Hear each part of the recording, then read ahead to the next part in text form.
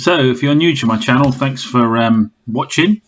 I run a small business selling used cars, specifically small little runabouts. And in my last video, so if you haven't seen that, you might want to pop back and check it out. You saw me bidding on various little small cars at the BCA auction last week, and I said I'd come back and show you guys how I got on with that and what kind of prices were paid for the cars. So I popped in and had a look, and I have to say what I'm seeing is crazy. Some of the prices of these used cars going through these auctions are mad. Now bear in mind this is a dealer only auction. The cars, a lot of them don't have mechanical reports. On each car there's fees between £200 to £500 in auction fees on top. You then have to get the car. Even if you pick it up yourself, there's some cost. If you get it delivered, it's around £100.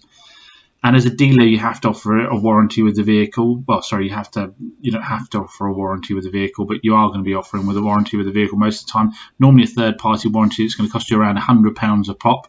So on all of these cars, you've got £300 or £400 at least in fees, and that's assuming on top in costs, and that's assuming you don't have to do any repairs to them like paint work or servicing or MOTs, all of these things.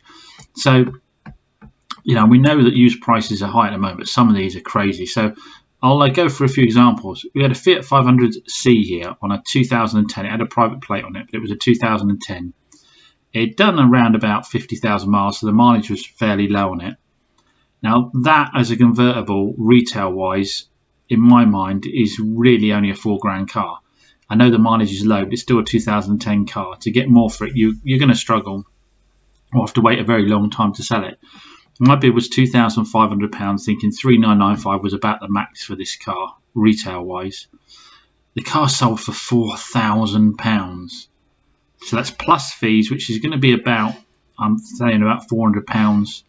And then your delivery, you're in about £4,500 before you even get it ready for retail. If you have to then MOT it, service it, warranty, you could be another £300-400 into that. You're going to have to retail that car at £4,995 for a 2010 Fiat 500. I mean, comment down below if you think I'm wrong, but that just seems crazy to me. Then we had this 56 plate Toyota Aygo 1 litre. So this is a 2006 car. Again, it had low mileage. I think it was about 40,000 miles, so it was very low mileage for the age, to be fair. But it is still a 2006 Toyota Aygo. Now, that one went for £1,600. So again, with fees and delivery, you're into about £1,900, £2,000 on that car. How much is a 2006 Toyota Aygo worth? Regardless of mileage, it's not going to be a lot at all, is it? You're going to have to retail that car again. By the time you get it to you, you're in for it nearly £2,000. You've got to warranty it, potentially service it and MOT it. As I said, let's assuming it hasn't got any other mechanical fixes that are needed. You're going to need to be around £2,995 for a 2006 Aygo. Again, I just can't see it happening. I mean, I bid £500 on it because the last Aygo I sold at that age was about £1,000. Even with low mileage, I didn't think it'd be more than £2,000. Crazy. Got 2010 Ford Focus 1.6 diesel. Again, I think it had about 80,000 miles on, so the miles wasn't too bad. I thought that's a 2,995 car on a forecourt, so I bid £1,400. Went for £2,300. So with fees and delivery, again, you're into it for over £2,600. And again, that's assuming it needs nothing mechanical at all. You're going to have to be asking well into the £3,500 to £4,000 for that. And there's such a lot of choice of Ford Focuses out there. I just don't see you getting that kind of money for it. Got a 2014 Ford Ka. They're good little sellers. But at the end of the day, again, a 2014 Ford Ka on a dealer forecourt, £3,995 would be the absolute max, and that seems a little steep. I would have thought realistically you're talking £3,695, something like that maybe. It went for £2,600 plus fees and everything else. So again, if you can make £500 out of that, and you'd have to have no other repairs to it at all, you'd have to get it back, wash it, stick a warranty and nothing else, you're going to struggle to be making any kind of money on that at all. Yeah, I bid 1900 on that because again I thought 3.5, 3795 max. This little Punto had damage, it had problems. It was a low grade, it had high miles. It's a 2011. I've never sold a Punto for much more than £2,000. 725. So again, over £1,000 by you get it. I mean, I guess that's not as crazy as some, but it needed a lot of work on it. A lot of work on it. Chevy Spark 2013. Now, Auto Trader says that's a £1,995 car. Dealer, retail. So again, with fees and delivery and any kind of fix, you'd be lucky to be left for £500 in it. So I know we've heard a lot about prices being high, but we're starting to see that they really are getting crazy. This one here, a 2013 Hyundai I10, at best £3.5 on a forecourt as far as I'm concerned. No one's paying much more than that for Hyundai i10s. 2011s are like £2,000, 2012s £2.5, £3.5 if it had lowest mileage.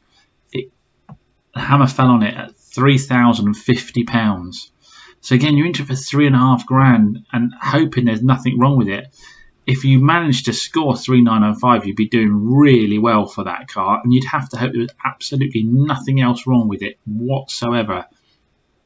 I just don't see the money in it at all. So I guess the moral of the story with this is if you currently have a used car and you're looking to get shot of it, then it might be worth getting into one of these auctions or seeing what We Buy Any Car will give you for it, because the cars are fetching stupidly high prices at auction. The other flip side of it is the prices you're seeing on the dealer forecourts.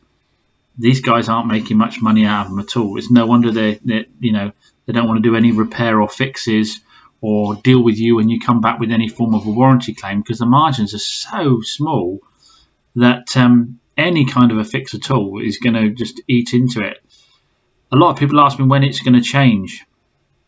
Well, the thing is, these prices are also drive higher part exchange valuations for vehicles. So unless the public are going to start to accept less for their part exchanges, I don't see the prices coming down that much. And if the public are still buying cars at these prices on the forecourts, then there's no reason for the price to drop either.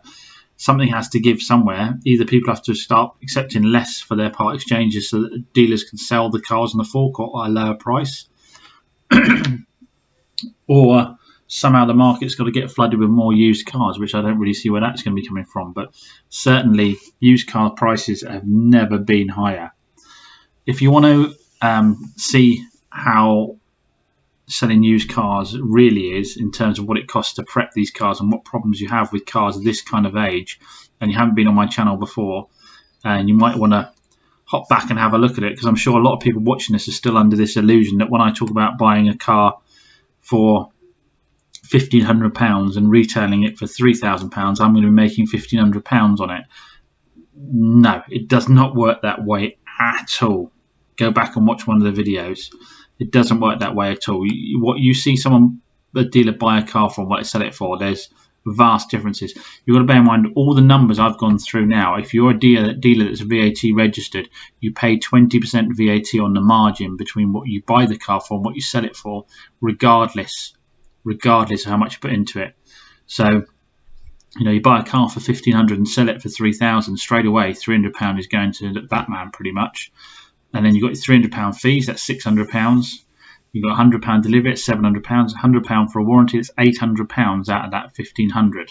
So you've now got £700, and that's if you manage to get a car at a point where you've got £1,500 margin in the first place. And as you can see, looking at these prices, you're not getting that kind of margin in them at all. You'd be lucky to have £1,000 margin in it. So after all those calculations you've done, you've got £300 or £400 in it, and that's assuming it doesn't need a pair of tyres. It's going to cost you £100. The service is going to cost you £100, and any other fixes. So dealers really aren't making as much money. Everybody wants to think that dealers are making a fortune off of these little used cars, and that the part exchange prices they're offering versus what they're selling them for, it's all going straight in their pocket. Just isn't the reality, guys. Anyway, thanks for watching. I hope that was of interest to you. If you want to see more updates on what things are going for at auctions, do comment below and let me know. And I'll catch you on the next one.